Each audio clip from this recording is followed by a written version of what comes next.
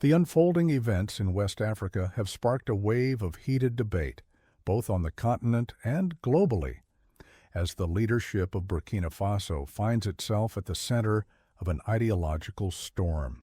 At the heart of this storm is Captain Ibrahim Traore, a man whose rise to power has been marked by uncompromising defiance against foreign dominance and a bold reassertion of sovereignty.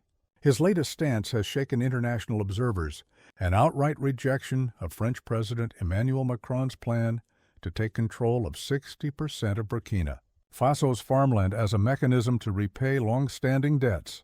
To those who have closely followed African politics, this moment is not just about financial agreements or agricultural lands.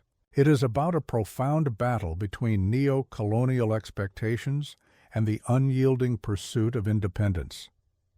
The plan itself, on paper, was framed as a structured debt settlement arrangement. France, along with institutions tied to international finance, pitched the farmland handover as a pragmatic solution to reduce Burkina Faso's growing obligations. With the nation's economy already struggling under the weight of structural imbalances, weak exports, and an over-reliance on international aid, officials in Paris believed they were offering a straightforward deal: transfer the rights of fertile farmland, allow French corporations to manage and exploit the output, and in return, lessen the crushing burden of debt. Yet, beneath this polished narrative lay troubling implications. The land in question is not just an economic asset. It is the lifeblood of millions of Burkinabe farmers, the spiritual heart of entire communities, and the foundation upon which cultural continuity rests. To surrender, it would mean surrendering more than soil. It would mean relinquishing the very future of Burkina Faso.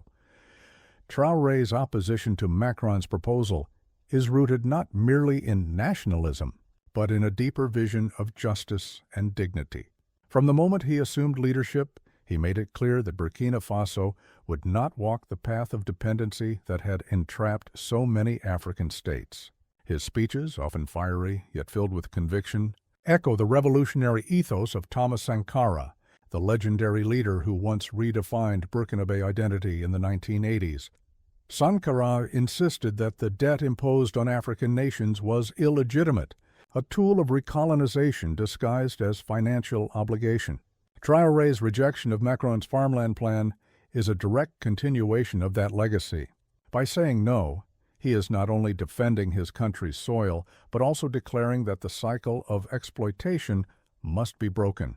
For Macron and his allies, however, Traore's stance is deeply unsettling. France has long maintained a sphere of influence in West Africa, economically, militarily, and culturally. Its grip on resources, gold, uranium, cotton, and farmland, has ensured both financial returns and geopolitical leverage. A refusal of this magnitude threatens not only French interests in Burkina Faso, but also risks sparking a wider African awakening. If Ouagadougou can defy Paris, what is to stop Bamako, Niamey, or Conakry from following suit?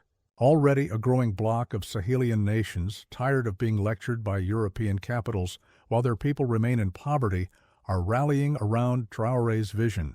This defiance is not isolationist. It is cooperative.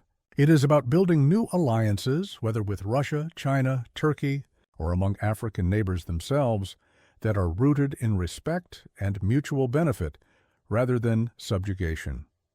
The farmland question also exposes the contradiction in Macron's policy toward Africa. On one hand, Paris often speaks the language of partnership, modernization, and sustainable development. On the other, its solutions regularly return to the same patterns of resource extraction and dependency. The irony of demanding 60% of Burkina Faso's farmland is striking. In a country where food insecurity remains a pressing issue, the very land that feeds its people would be redirected to foreign corporations. Burkinabe families already vulnerable to droughts, desertification, and climate shocks would face even greater precarity. What Macron presented as a financial solution would, in practice, deepen hunger and inequality.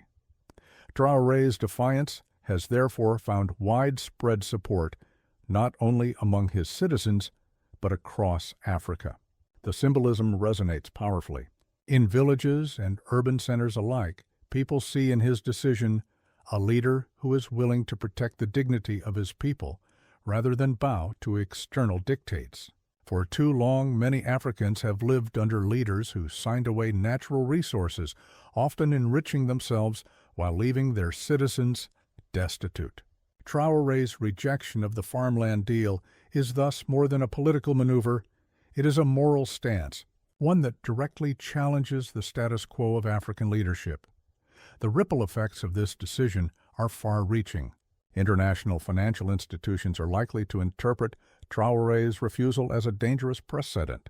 Debt relief and restructuring, they may argue, require tough compromises. Yet the very structure of African debt, critics contend, is built on unfair foundations. Loans are often tied to resource guarantees with interest rates that cripple economies for decades. The Farmland proposal was simply a continuation of this exploitative model. By rejecting it, Traore is forcing the global community to confront a question it has long avoided.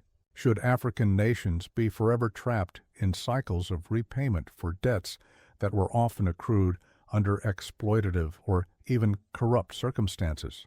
At the same time, Traore is not naive about the risks he faces. By opposing Macron's plan, he risks economic retaliation. France could cut aid, impose sanctions, or exert pressure through the European Union. Trade routes might be restricted, investment flows might dry up, and Burkina Faso could face diplomatic isolation in Western circles. Yet Traore appears willing to endure these hardships in the belief that sovereignty cannot be bought or sold. To him, short-term pain is preferable to long-term servitude. He is also betting on new partnerships, hoping that nations outside the traditional Western bloc will step in to fill the gap.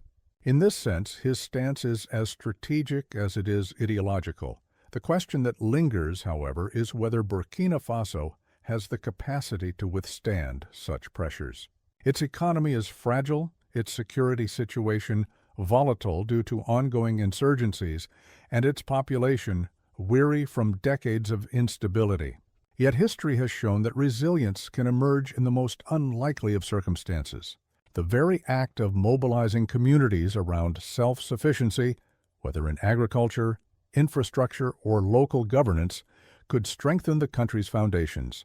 If the people rally behind Traore's vision, the nation could transform its vulnerability into strength. Observers in the West often dismiss such defiance as reckless populism, but in Africa it is increasingly seen as courageous leadership.